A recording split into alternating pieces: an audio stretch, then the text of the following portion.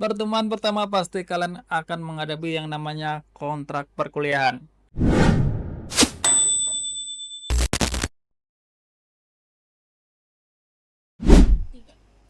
Nah, guys, pasti kalian udah nggak asing lagi nih sama yang namanya kontrak perkuliahan. Kira-kira di dalam kontrak perkuliahan itu ada apa aja sih yang membuat dosen dan mahasiswa itu harus menyepakati itu? Nah, untuk menjawab pertanyaan teman-teman, nanti itu bakalan dipaparkan langsung nih sama Bapak Yudi Fajar Saputra. Yuk kita saksikan videonya. Ya, Assalamualaikum warahmatullahi wabarakatuh. Jumpa lagi dengan saya, dosen mata kuliah Software Engineering atau Rekayasa Perangkat Lunak. Pertemuan pertama pasti kalian akan menghadapi yang namanya kontrak perkuliahan. Apa itu kontrak perkuliahan? Kontrak perkuliahan adalah kesepakatan antara dosen pengajar dengan mahasiswanya nanti. Itu nanti kalian harus sepakati. Nanti di sana ada beberapa item yang akan saya jelaskan. Yuk, kita mulai. Yang pertama adalah mengenai deskripsi mata kuliah. Mata kuliah yang akan kalian ambil adalah mata kuliah Software Engineering.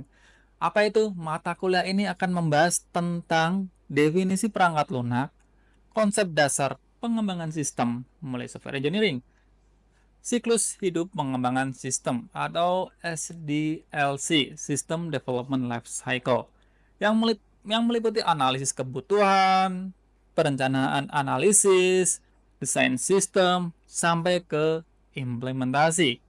Selanjutnya, pembahasan yang akan ada pada software engineering adalah perencanaan proyek perangkat lunak, alat bantu perancangan antara lain data flow diagram dan unified modeling language, user interface design, teknik-teknik pengujian perangkat lunak untuk jaminan kualitas perangkat lunak, serta pemeliharaan perangkat lunak.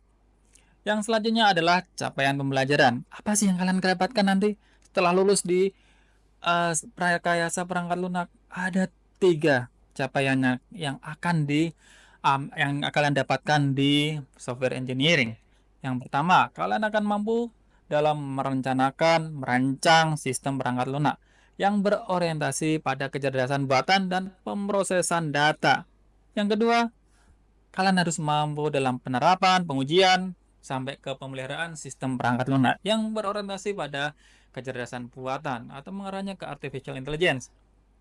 Yang terakhir, mampu membangun aplikasi perangkat lunak untuk pengorganisasian data dan penjaminan kualitas perangkat lunak serta pastinya keamanan akses data.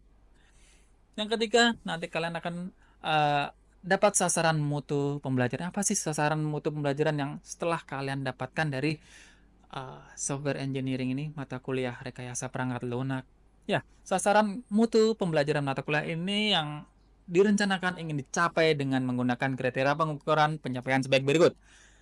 Yang pertama, jumlah perkuliahan harus 16 kali. Ya, ketercapaian minimal harus 80%. Nanti kalau lebih dari 80%, maka akan terlampaui sasaran mutunya. Kalau di bawah itu, ya berarti mutu untuk software engineering nanti kalian harus bisa mengulang lagi. Selanjutnya adalah jumlah kehadiran mahasiswa. Jumlah kehadiran mahasiswa 100% itu berapa dihitungnya? 100% itu 80%. Kalau 80% maka akan terlampaui mutu dari rekayasa perangkat lunak ini. Kalau jumlahnya di bawah 80%, maka sasaran mutunya bisa dianggap lebih di bawah standar. Nah, itu untuk jumlah kehadiran mahasiswa. Selanjutnya ketiga adalah materi dalam RPS tersampaikan. Yang pasti ini adalah wajib untuk disampaikan 80% ke atas, maka mutu yang akan dicapai 80% ke atas adalah terlampaui. Selanjutnya yang keempat adalah nilai rata-rata kelas harus minimal B. Ya, syukur-syukur A. Semoga dalam kelas ini kalian dapat nilai A semua dan akan mendapatkan keterampilan serta keahlian yang sangat luar biasa ya. Yang terakhir adalah strategi perkuliahan. Strategi perkuliahan nanti kita gabungan hybrid antara teori dan juga praktek. Praktek nanti ada penugasan dan diskusi serta pembelajaran langsung di lapangan di mana kalian bisa mempraktekkan rekayasa perangkat lunak Dengan demikian, setiap mahasiswa diharapkan terampil dan mampu mengaplikasikan materi teoritis secara langsung di dunia kerja. Selanjutnya, ketika ada kontrak perkuliahan, pasti ada namanya jadwal perkuliahan dan topik bahasan nih. Ya, betul sekali karena kalian harus sepakati nih, mulai pertemuan pertama sampai pertemuan paling akhir harus ada namanya jadwal perkuliahan, pertemuan keberapa nanti bahas apa, pertemuan keberapa bahas apa, sampai capaian pembelajaran atau apa yang diharapkan kalian lulus dari mata kuliah ini tercapai. Oke, kita mulai dari pertemuan pertama. Pertemuan pertama akan membahas mengenai kontrak kuliahan, perkenalan, serta penjelasan apa sih yang akan kalian dapatkan ketika kalian mendapatkan mata kuliah software engineering. Yang kedua, di pertemuan pertama kalian akan mendapatkan pengenalan rekayasa perangkat lunak. Itu wajib di pertemuan pertama, di mana pengenalan rekayasa perangkat lunak akan kalian dapatkan. Oh, gambaran umum bagaimana rekayasa perangkat lunak itu dibuat, didesain sampai ke akhir. Pertemuan kedua, nanti ada topik bahasan mengenai karakteristik perangkat lunak. Topik bahasan kedua ada komponen perangkat lunak. Topik ketiga ada model perangkat lunak. Yang keempat nanti ada fungsi dan peran dari software engineering. Ini ada pertemuan kedua. Pertemuan ketiga ya ada definisi SDLC atau System Development Life Cycle. Topik yang kedua ada jenis-jenis SDLC. Selanjutnya nanti ada di pertemuan keempat kalian akan mendapatkan yaitu 3 topik bahasan. Yang pertama, observasi dan estimasi dalam perencanaan proyek. Yang kedua, tujuan perencanaan proyek. Dan yang ketiga adalah manajemen proyek perangkat lunak yang efektif. Itu pertemuan keempat. Lanjut ke pertemuan kelima, nanti akan ada beberapa topik bahasan yang akan kalian dapatkan. Ada 3 topik bahasan. Topik bahasan yang pertama adalah proses analisis kebutuhan. Yang kedua akan kalian dapatkan metode analisis kebutuhan. Terus yang ketiga ada spesifikasi dan validasi kebutuhan untuk pembuatan atau proyek rekayasa perangkat lunak. Lanjut, selanjutnya adalah pertemuan ke-6 ya. Di pertemuan ke-6 nanti kalian akan mendapatkan 3 topik utama untuk kalian dapatkan. Yang pertama adalah perangkat bantu proses analisis kebutuhan. Yang kedua nanti ada konsep dasar, konteks, proses, dan prinsip perancangan perangkat lunak. Yang terakhir adalah isu mendasar dalam perancangan perangkat lunak. Lanjut menuju ke pertemuan ke-7. Nanti apa yang kalian dapatkan? Ada 2 pokok bahasan utama. Yang pertama ada alat bantu perancangan seperti DFD dan UML. Kalian akan dapatkan di pertemuan ke-7. Selanjutnya setelah topik bahasan alat bantu perancangan DFD dan UML, nanti kalian akan mendapatkan macam-macam diagram yang terdapat pada UML. Ada kelas diagram, use case diagram, activity diagram, sampai sequence diagram. Pertemuan ke-8 kalian harus UTS, di mana UTS akan membahas dari pertemuan pertama sampai ke pertemuan ke-7. Selanjutnya di pertemuan ke-9 ada 4 topik bahasan yang akan kita bahas ya. Konsep dan isu ya dalam perancangan dan desain rekayasa perangkat lunak. Yang kedua ada desain user interface. Yang ketiga, prinsip dasar antarmuka. Ada user experience, user guidance guides atau user diversity.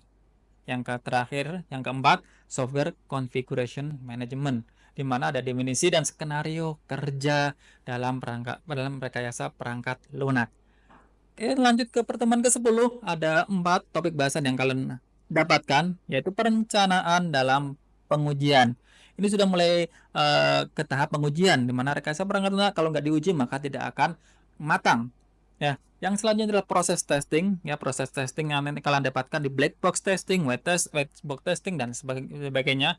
Karena di situ ada automation testing dan juga ada namanya manual testing. Terus topik yang selanjutnya adalah integration testing dan user testing.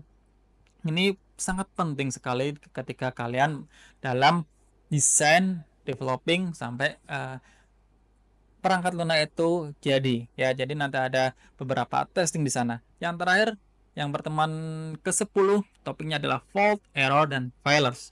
Nah, di sana kalian tahu bagaimana ini pelanggaran, kesalahan, error, dan juga ada kegagalan. Nanti kalian di pertemuan ke-10. Lanjut di pertemuan ke-11 nanti ada review teknik pengujian. Nah, nanti kita review teknik pengujian perangkat lunak dari proses testingnya. Itu di pertemuan 11. Lanjut ke pertemuan ke-12. Ya, ke-12 ini ada pengujian unit, ada pengujian integrasi, dan pengujian sistem sampai ke debug dan quality assurance. Ini sudah mulai mengenai kualitas dari rekayasa perangkat lunak.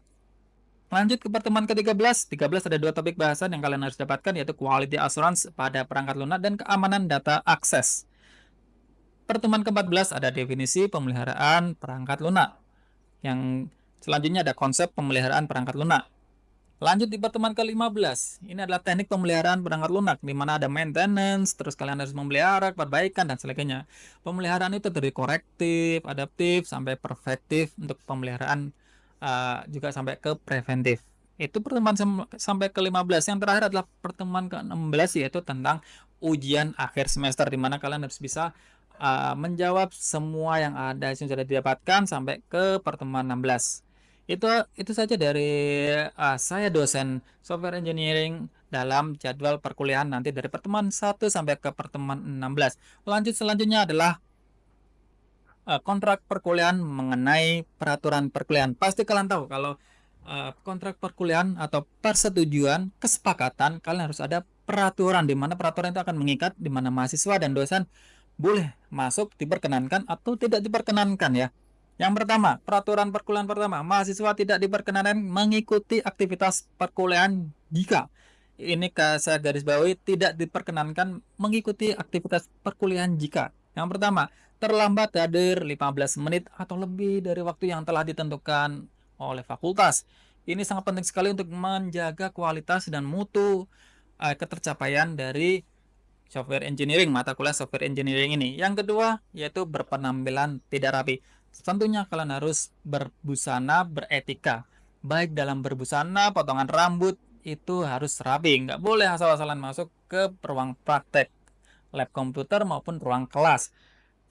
Yang ketiga, memakai sandal ya. Wajib kalian menggunakan sepatu. Kalau kalian di lab komputer, kalian boleh menggunakan kaos kaki aja. Yang keempat, memakai jaket, kaos yang tidak berkerah, dan tidak sebagaimana ketentuan perkuliahan yang berlaku di FTI atau Fakultas Teknik dan Informatika Universitas Widyagama Mahakam Samarinda. Yang selanjutnya adalah yang kelima, ya, menggunakan HP ya untuk tujuan selain mencari bahan perkuliahan.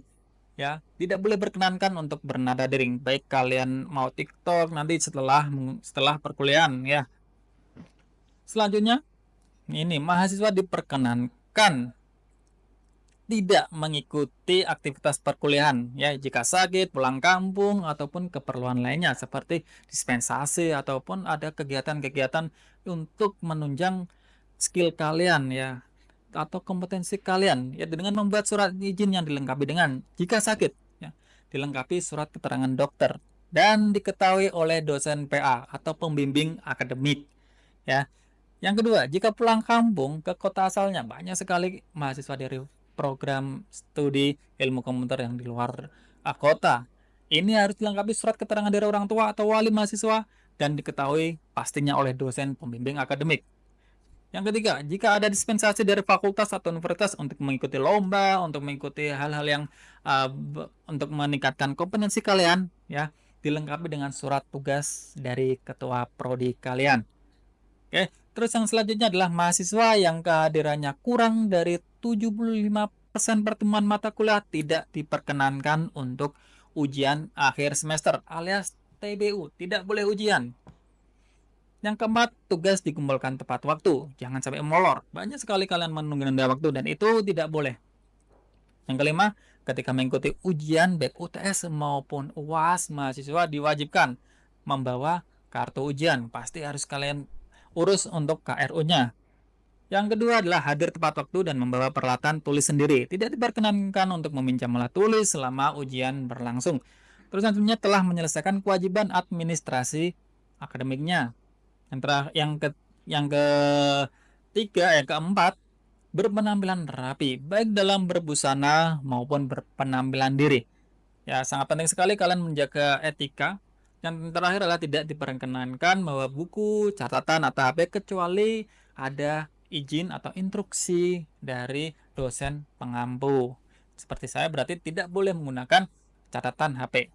Oke, itu saja yang ingin saya sampaikan ketika kontrak atau persetujuan uh, antara dosen dengan mahasiswa. Demikian dari saya. Wassalamualaikum warahmatullahi wabarakatuh. Semangat. Audio Jungle.